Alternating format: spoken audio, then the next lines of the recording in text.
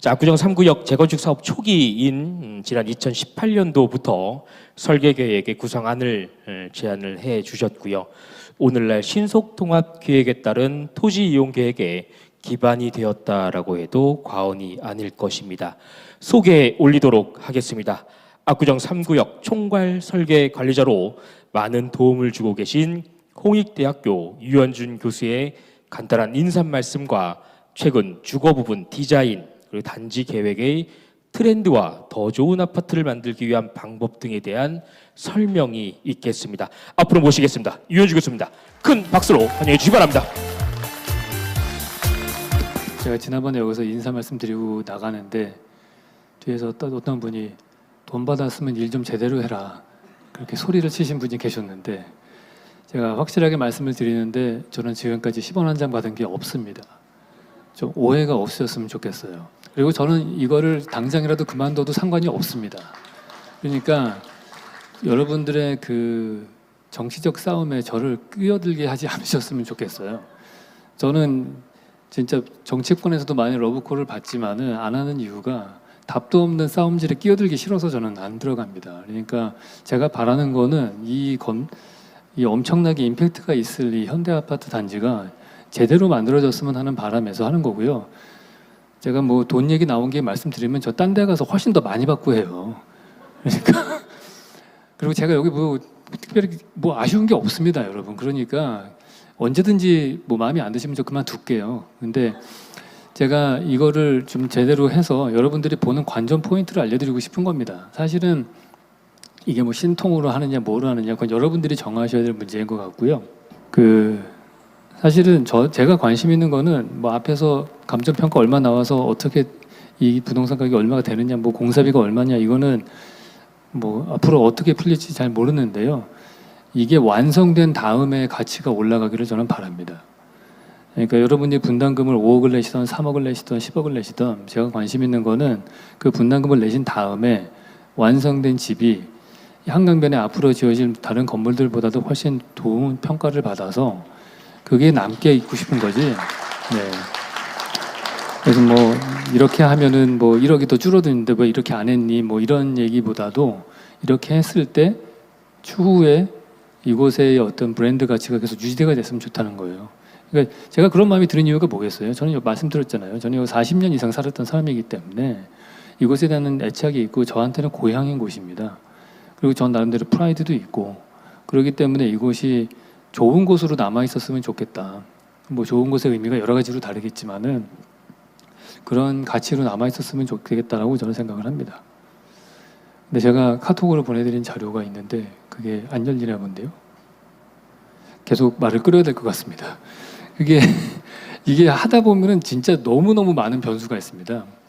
제가 사실은 이 메스터 아키텍트라는 역할을 하면 좋겠다고 생각했던 이유는 나왔는데, 사실은 제 위치상으로 봤을 때 이게 서울시의 그 고위 관계자분들하고도 직접 얘기할 수 있는 어떤 그런 채널도 좀 있고, 그리고 다른 대형 설계사무소 이런 것보다는 아무래도 그 중립적인 입장에 있지 않겠느냐라고 외부에서 바라봐 주시기 때문에 중재자 역할을 좀 제가 할 수 있지 않을까 해서 하는 거고요. 오늘 드릴 말씀은 더 좋은 아파트를 만드는 방법입니다. 그러니까 쉽게 말해서 저희 아파트 단지가 있는데 주변에 컨텍스트가 뭐 앞에 한강이 있고 건너편에 서울숲이 있고 초등학교 뭐 다 있는 그런 엄청난 아파트 단지가 있죠.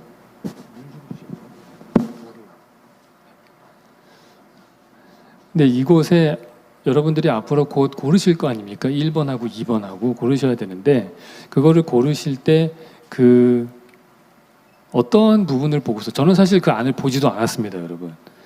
제 역할은 여러분이 조합을 재건축하는 방향을 정하시고 그 다음에 설계업체가 정해지면 그 다음에 그 안이 어떻게 하면 더 좋아지겠는가, 그걸 옆에서 제가 조언을 하고 그걸 같이 참여해서 디자인을 하고 하는 게 그게 제 역할입니다. 그렇기 때문에 그 의사결정 과정에서는 저는 개입을 전혀 안 하려고 해요. 그래서 일부러 보지도 않았고요. 근데 만약에 본다면은 여러분들이 어떠한 포인트를 봤으면 좋겠다, 그런 것들을 제가 오늘 이 시간에 좀 설명을 드리려고 합니다. 일단은 두 가지로 설명을 드릴 건데요. 단지 전체적으로 봤을 때의 것과 그다음에 세대를 봤을 때는 어떤 포인트를 봐야 되는가 이런 겁니다. 단지 계획적으로 본다면은 아름다운 단지가 되려면은 적절한 다양성이 필요합니다. 저는 단지나 도시나 이런 거를 볼 때 이 X, Y 축으로 딱 나눠서 봅니다. X축은요 형태입니다. 그래서 형태가 오른쪽으로 가면 다양해지고 왼쪽으로 가면은 단순해져요. Y축은 재료입니다. 위로 가면 다양한 재료를 쓴 거고 밑으로 가면 단순한 재료를 쓰는 거예요. 근데 우리가 아름답다고 느끼는 그런 마을이나 풍경들은 대체적으로 오른쪽 아래입니다. 산토리니 섬 같은 데나 토스카나 지방이나 유럽의 오래된 도시들이죠. 거기는 재료는 단순한데 형태는 복잡합니다. 이게 왜 그러냐 하면 당시에는 물류가 발달하지 않았으니까 구할 수 있는 재료가 근처에서 구할 수 있는 재료가 제한적이에요. 근데 토목 기술이 발달하지 않으니까 지형의 모양이 다르니까 거기에 건물의 형태가 다르게 다양하게 나옵니다. 그래서 재료는 단순하지만 형태가 복잡한 것이 보통 아름다워요. 우리나라 아파트 단지는 대체적으로 재료와 형태가 둘 다 단순하죠. 이렇게 별로 아름답다고 느껴지지 않는 거예요. 그래서 아름다움이 도대체 뭐냐? 그거를 보면은 서울하고 맨하탄의 스카이라인을 보면 극명하게 드러납니다. 서울의 강남에 재건축된 아파트 잠실 쪽의 사진을 보시면은 엄청 단순하게 돼 있죠. 둘 다 똑같은 고층 건물로 돼 있어요. 그러니까 아래는 아름다워서 관광객들이 찾아가서 구경하는데 위는 아무도 관광객이 안 오죠. 그걸로 그냥 판결 난 거예요. 위가 아름답다고 우기시면 안 됩니다. 근데 위가 아름답지 않은 이유는 너무 단순해서 그런 거예요. 그러니까 건물이 높고 낮음이 아름다움을 결정하는 게 아니고요. 얼마나 단순하냐, 다양하냐예요. 그걸 어려운 말로 얘기하면 프랙탈 지수라고 합니다. 프랙탈 지수가 1이라고 하면은 아주 단순한 경우예요. 프랙탈 지수가 2면은 완벽하게 복잡한 아주 거의 카오스, 혼돈의 수준입니다. 근데 인간이 아름답다고 느끼는 거는 그 중간 1.4 정도예요. 적절하게 불규칙할 때 우리는 아름답다고 느껴요. 그래서 그거를 어떻게 만들 것이냐, 형태와 재료를 어떻게 써서 다양성을 만들 것이냐, 그게 되게 중요한 포인트예요. 근데 그러기 위해서 뭐 스카이라인의 변화가 있을 수도 있는 거고 아니면 동 하나하나의 디자인이 달라질 수도 있는 거고 여러 가지 전략들이 있죠. 또 하나는 외부 공간들을 보셔야 되는데 외부 공간이 다 넓기만 하다고 해서 좋은 건 아닙니다. 센트럴파크가 엄청 좋다고들 다들 생각을 하는데 센트럴파크의 단점이 하나 있어요. 그게 뭐냐면 너무 넓은 거예요. 폭이 좁은 쪽이 850m고 긴 변이 4km 정도 됩니다. 그러니까 낮에 가면은 되게 좋아요. 주변에 빌딩도 하나도 안 보이고 시골에 와 있는 것처럼 되게 좋은데 문제는 밤에 가면은요 깜깜해지면은 여기는 정말 누가 죽여서 묻고 나와도 모를 정도로 위험한 공간이 됩니다. 근데 이 프레드릭 옴스테드라는 사람이 설계했는데 같은 사람이 보스턴에 있는 보스턴 커먼이라는 공원을 설계했거든요. 근데 이 공원은 사이즈가 작아요. 낮에 가서 보면 되게 빌딩이 쭉 보이고 그렇습니다. 별로 센트럴파크만 못한데 그런 생각이 들어요. 근데 여기는 특이하게 밤이 돼도 안전하게 씁니다. 그 이유는 이 주변에 해가 지고 나면은요 여기 빌딩들에 불이 들어오거든요. 그럼 거기 있는 사람들이 이 공원을 내려다본다고 생각을 해서 안전해지는 거예요. 건축에서 되게 중요한 원리인데요. 감시를 받는 공간은 안전해진다는 거예요. 우리가 어떤 공간을 안전하게 만들려면 CCTV 카메라를 달면 안전해지죠. 저도 요즘에 어디 가가지고 한두 명씩 알아보는 사람이 생기니까 사람이 점점 착해져요. 그게 보는 눈이 있으면 조심하게 되는 거거든요. 그래서 우리가 한강 시민공원이 좋은 이유는 난 게 아니에요. 아파트에서 내려다보고 한강 뭐 올림픽대로, 한강 다리, 강변북로 이런 데 차불빛이 계속 있으니까 여기 내려다보게 되고 안전해지는 거거든요. 그런 관점에서 보면은 되게 우리나라 서울 특히 안타까운 공간이 학교 운동장입니다. 우리가 항공사진으로 보시면은 항공사진상의 학교 운동장은 유럽의 광장보다 분파가 더 잘 돼 있어요. 왜냐하면 우리 아이들이 걸어서 학교에 가기 때문에. 그러니까 우리 아파트 단지만 보더라도 초중고 운동장 3개가 있지 않습니까? 근데 거기는 사실은 조기축구 아저씨밖에 안 써요. 그러니까 그게 공간이 되게 낭비되는 거예요. 근데 유럽의 광장은 어떠냐? 학교 운동장하고 사이즈와 빈 공간도 똑같은데 차이점이 딱 하나 있습니다. 그게 주변에 가게가 있기 때문에 그래요. 유럽 광장은 주변에 카페나 레스토랑이 있으니까 거기 앉아 계신 분들이 계속 쳐다봐서 이 공간이 안전해지는 거거든요. 그래서 저녁에 사람들이 모여서 생활할 수 있는 공동체의 중심 공간이 됩니다. 그러니까 우리가 아파트를 지으면은 분명히 많은 외부 공간이 나올 건데요. 그 외부 공간에 그냥 딥다 나무만 심는다고 해서 좋은 게 아니고요. 그 공간을 제대로 쓰려면은 주변에 가게가 있게 디자인을 해야 되는 거예요. 사람들이 내려다보는 시선이 집에서도 내려다봐야 되고 주변에 카페 같은 것들도 있어야 되고 그러는 거죠.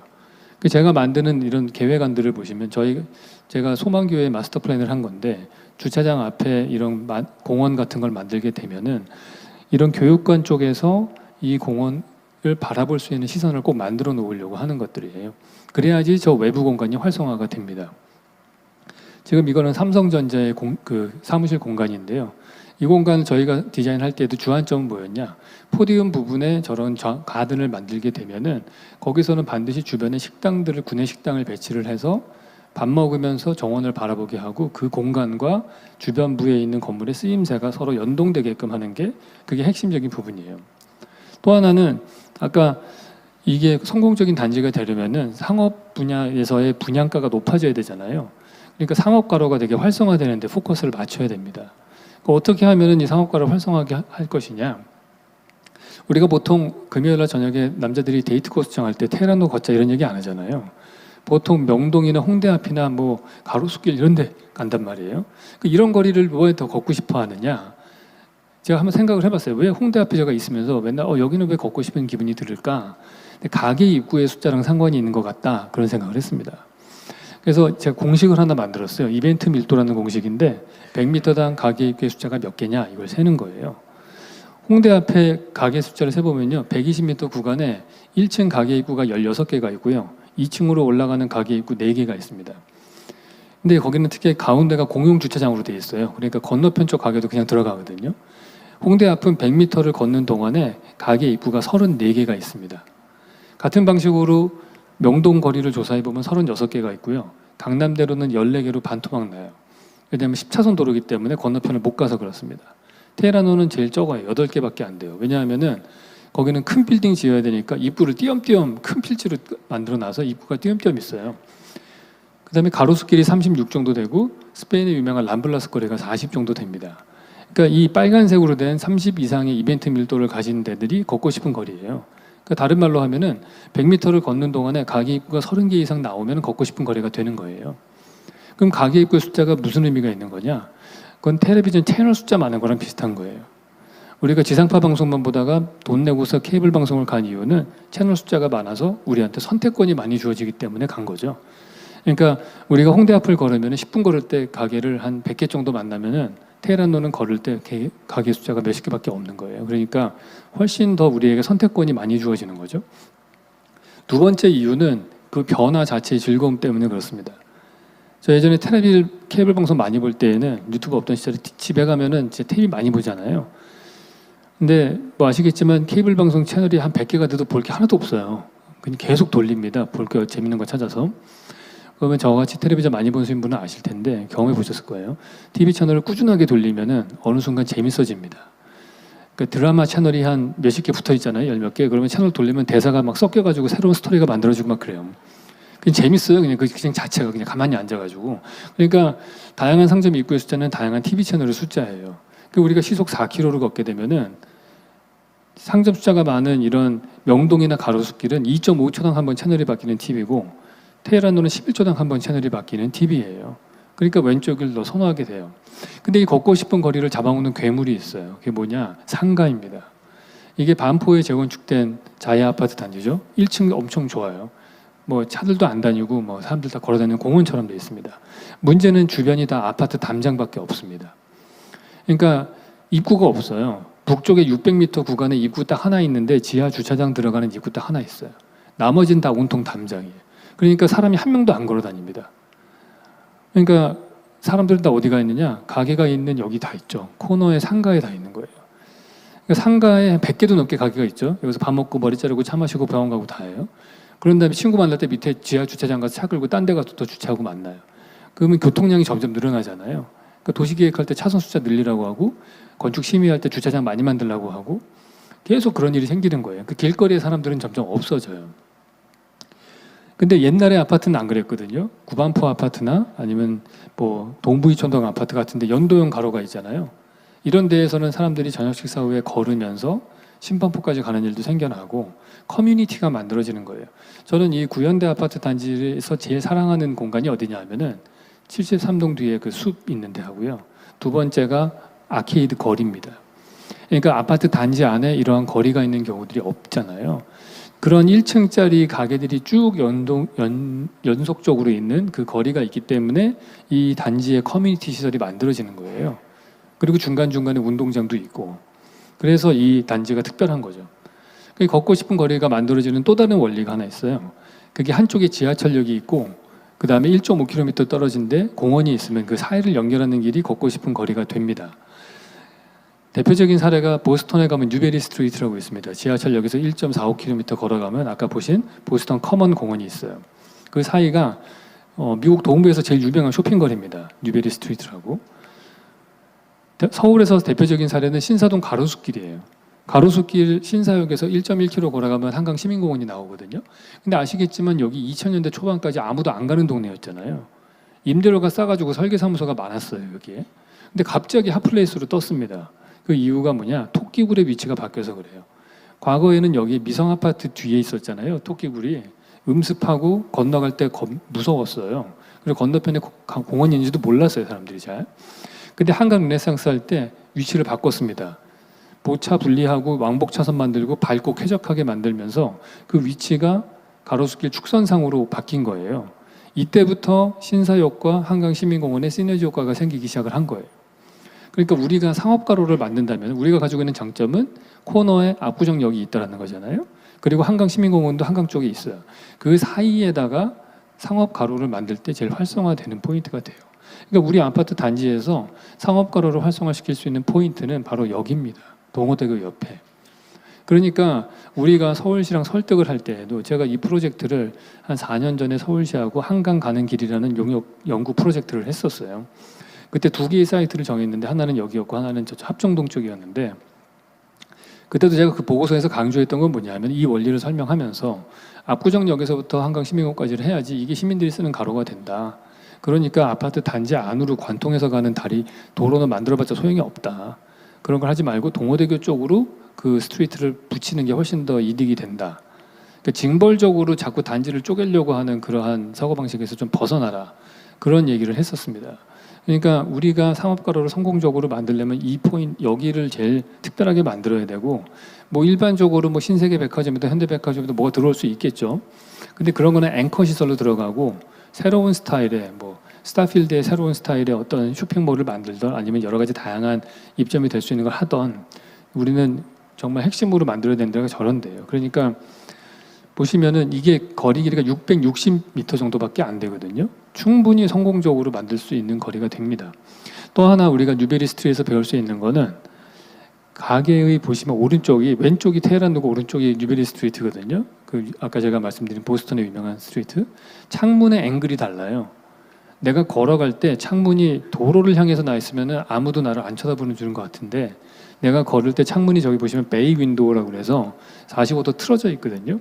그러면은 요 틀어져 있는 걸로 계속해서 그 풍경이 보이는 겁니다. 가게의 풍경이 훨씬 더.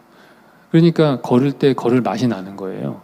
그러니까 우리가 이런 원리들을 적용을 한 게 또 하나가 있다면 이제 테라스형으로 예를 들어서 뭐 공원이 있다면 이렇게 만들면 안 되지만 테라스를 만들어서 점차적으로 내려갈 수 있게 한다든지 이 원리를 적용해서 디자인한 게 제가 저희 사무실에서 그 여의도의 광장 아파트 재건축을 하는 거 1, 2동을 한 게 있는데 그때 만들어진 스트리트가 이렇게 됩니다.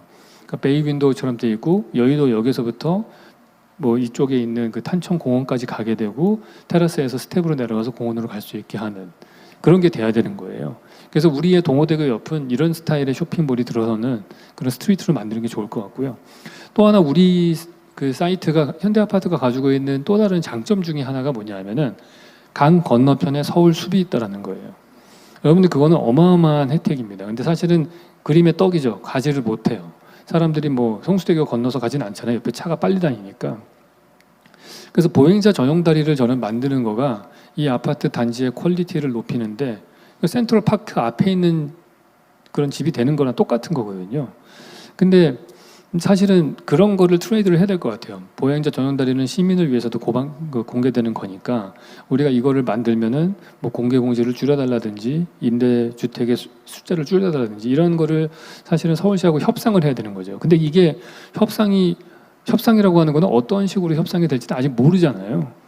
이거를 뭐 그쪽에서 받아들일지 말지 사실 그래서 확답을 하기는 어려워요. 제가 볼 때에는 이 단지의 퀄리티를 높이기 위해서 특별한 곳을 만들려면은 서울숲이라고 하는 거를 앞마당처럼 쓸 수 있는 커넥팅을 만들고 물론 그게 서울시 전반적인 서울 시민 입장에서 봐도 되게 좋죠. 왜냐하면 서울 압구정역에서부터 660m 걸어간 다음에 걸어가면은 한강 다리를 건너가면 서울숲이 나오니까. 이런 데는 사람들이 안 걸어 다닌단 말이에요. 제가 만든 논문 중에 하나가 공간의 속도라는 게 있어요.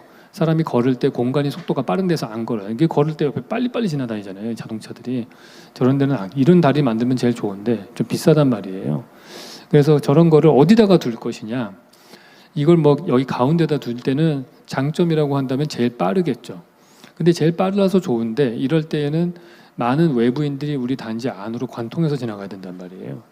그러니까 제일 좋은 거는 이런 문제가 생기니까 조금 길더라도 이쪽으로 돌려서 상업가로하고 연결해서 보행자 다리를 만드는 축이 그게 제일 좋지 않겠느냐. 그게 사실 저 윈윈할 수 있다고 저는 생각을 하거든요. 그리고 여러분들이 단지를 재건축하실 때 꼭 필요한 건 나무를 자산이라고 생각하셨으면 좋겠어요. 사실 근데 나중에 공사하다 보면은 그 나무를 옮겨 심고 하는 거가 공사가 더 힘들고 이래서 그냥 결국에는 다 없애버리고서 이거를 다시 새로 심는 게 훨씬 싸게 먹히거든요. 그래서 없애버리는데 사실 전 좀 아깝습니다. 그래서 한 구역만이라도 그래서 건물을 남기지는 않더라도 뭐 73동 뒤쪽에 있는 숲을 보존을 해가지고 거기는 자연지반으로 내버려둘 수도 있잖아요. 그러니까 계획안을 좀 뭐 어느 지역 한 스트리트의 가로수는 남겨놓는다든지 이런 것들도 한번 생각해볼 필요가 있을 것 같아요. 세대 계획은 어떻게 하는 게 좋은지를 한번 보시면은 당연히 조망과 향이 중요하죠. 그건 뭐 기본입니다. 대한민국 사회에서는.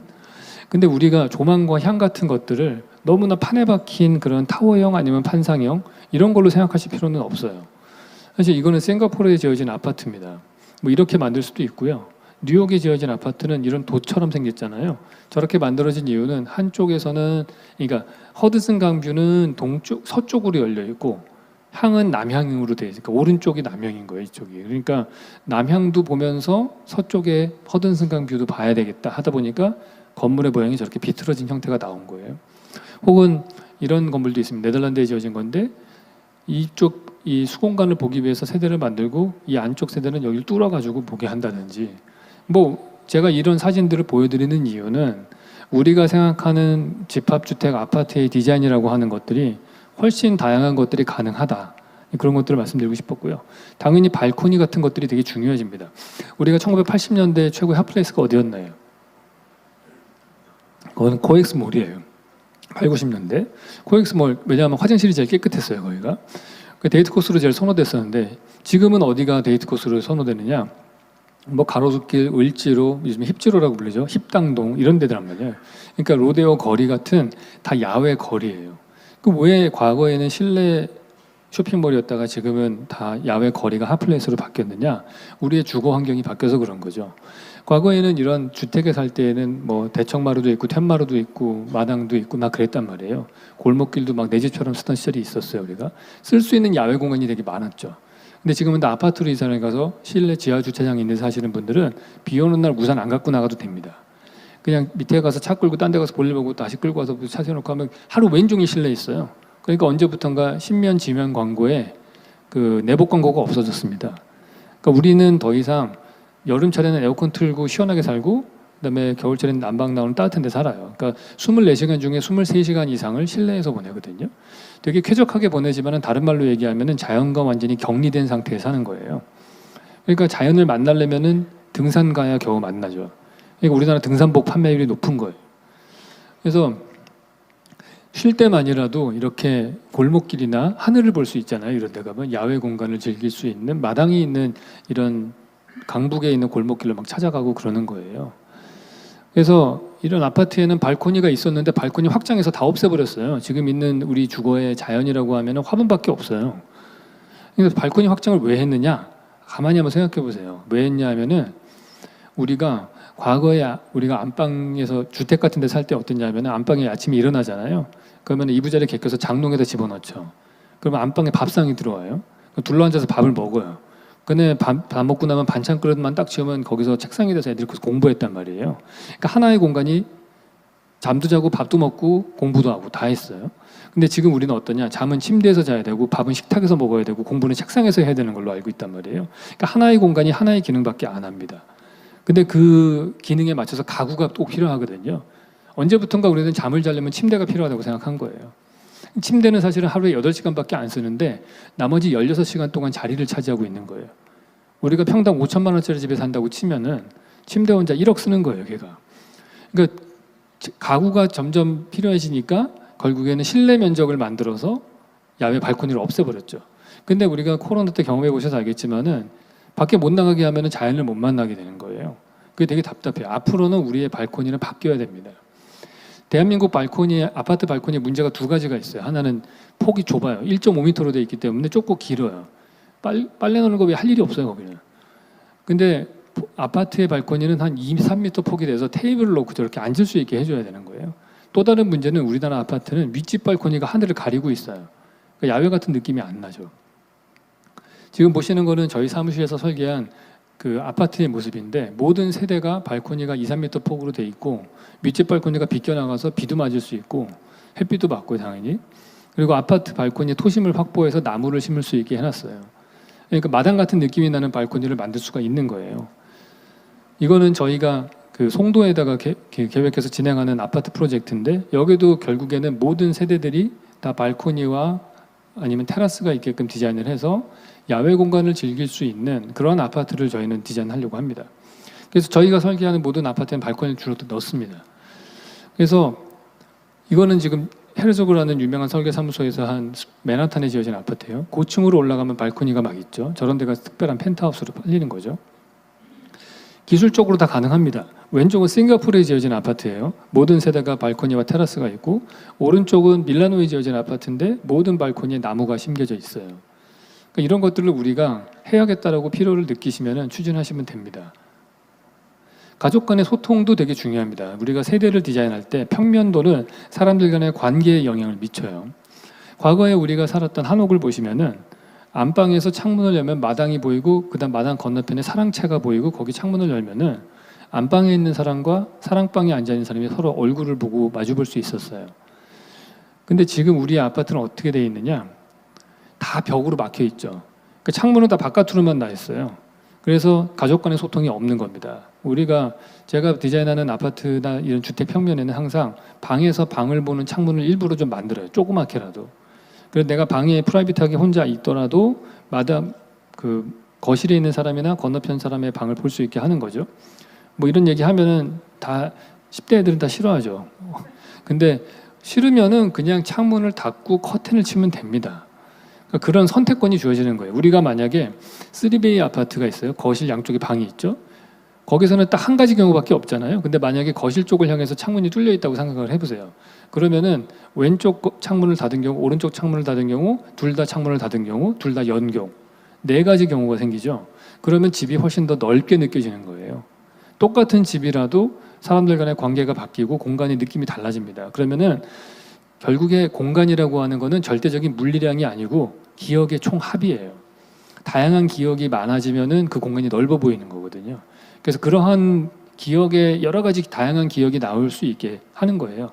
창문이 중요하고요. 또 하나가 마당이 그래서 중요한 거예요. 발코니가. 왜냐하면 발코니는 계속 자연이 바뀌잖아요. 계절에 바뀌는 걸 느낄 수가 있어요. 그럼 그 공간은 예를 들어서 10평짜리 마당인데 여름에 꽃 피고 뭐 이제 봄에 꽃 피고 여름에 비 내리고 가을에 낙엽 지고 겨울에 눈 내리고 뭐 한 10가지 풍경이 있다면은 10평짜리 마당이 한 100평으로 느껴지는 거거든요. 그런 것들이. 그래서 그 다양한 그 메모리를 만들 수 있게끔 평면을 짜야 되는 겁니다. 그리고 기둥식으로 주로 만드시면 좋겠어요. 보통 보면 가전제품 사이즈 커지잖아요. 정말 저도 이 현대아파트 살았지만 진짜 이 집에 가서 가전제품 저런 거 들고 가면 양문형 냉장고와 가스레인지 4개 구멍짜리 들고 가면 부엌이 좁아 쓸 수가 없어요.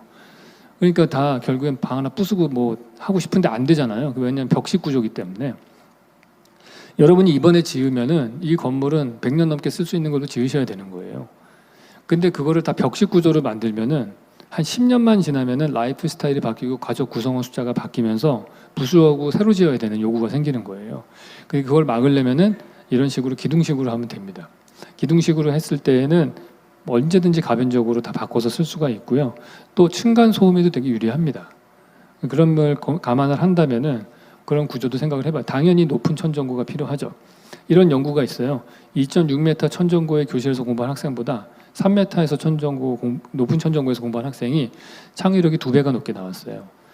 한 30-40cm 차이밖에 안 나는데 그런 엄청난 차이가 납니다. 그러니까 우리가 가급적이면은 천정고를 높여야 돼요. 최근에 지어진 아파트들 이런 트렌드를 보시면은 뭐 레미안 첼리투스 2.4m 천정고고 에테르노 청담 2.8m, 아크로 리버파크 2.6m 이렇게 되어 있거든요.